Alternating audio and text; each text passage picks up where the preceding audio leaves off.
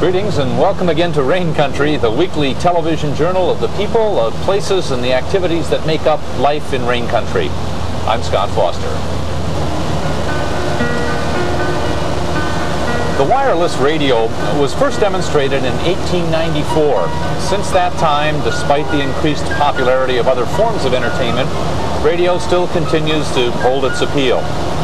We take radio with us wherever we go and listen to it all the time, like while we're driving. There's an estimated 500 million radios in the United States. And if you took all those radios and put them over the level land of America, including Alaska, there'd be one radio in every 5 acres.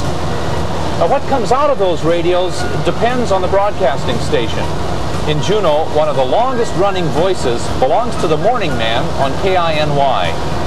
Uncle Fatz is a personality announcer who minimizes music and maximizes good talk, good sense of humor, and general observations every morning between 6 and 9.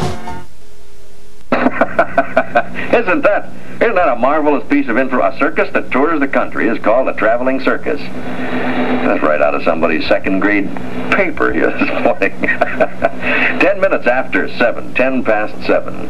Someone just called, and in fact someone called earlier about Dolly Varden fishing. It's closed now within the, how you say, contiguous Juneau area, and it'll be open again later, but it is closed now.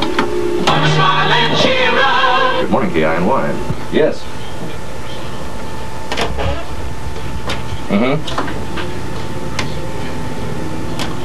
Blue eggs? Blue eggs, did you say? Right, okay, got it.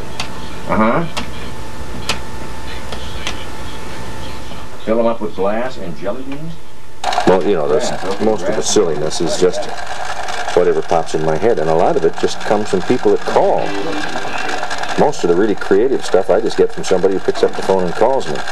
You know, a lot of this stuff you couldn't think up yourself.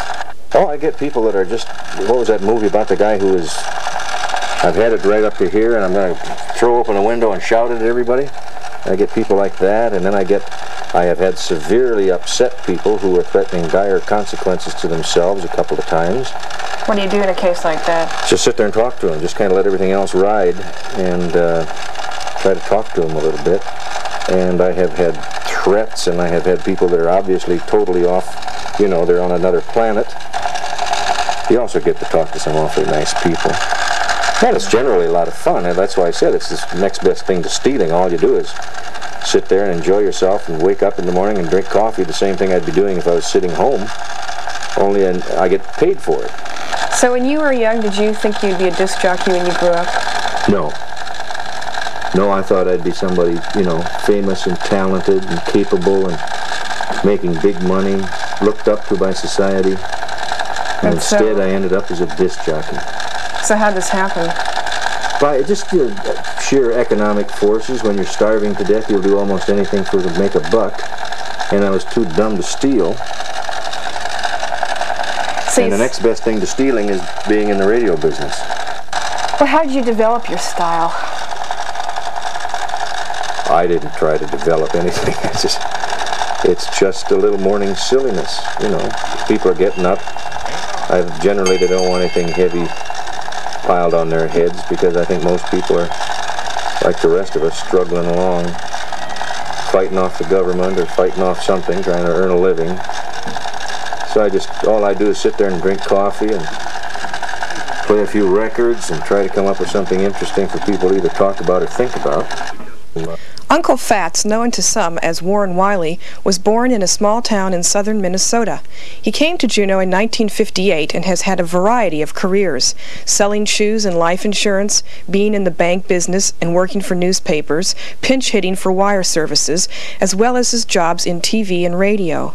When he's not DJing, he operates a small custom rod building and tackle shop out of his home and spends as much time as he can fishing. Now remember, anybody can get in on this thing. All you have to do is buy a buffalo chip for $5. The $5 goes to the Cancer Crusade, and so does all the money that Buffalo Bill Ray is going to lose this afternoon. But if you want to throw a chip, be careful. There's an exhaust fan on the side of the Federal or the Capitol building now, where you don't want to slip and throw that thing in the wrong direction so the chip hits the fan. But you can come up and buy one and throw it right along with the rest of us. So that doesn't do anything.